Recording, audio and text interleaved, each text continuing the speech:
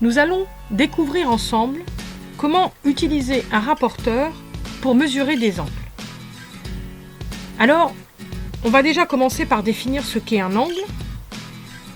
Dans l'exemple qui suit, il y a 3 angles qui sont représentés, qui ont tous le même sommet, qui est haut. Alors, le premier angle, qui est en haut, c'est YOZ, en dessous c'est ZOX, et le plus grand des 3, c'est YOX.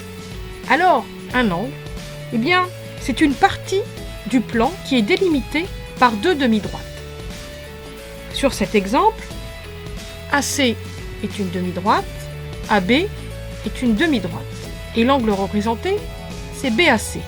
Eh bien, pour cet angle, ces 2 demi-droites, AB et AC, sont les côtés de cet angle BAC.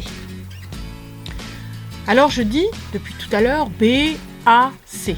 Eh bien, A, c'est le sommet de cet angle.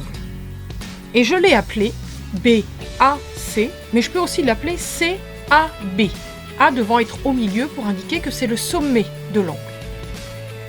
Alors, on arrive à l'utilisation du rapporteur pour mesurer ces angles. Premier exemple.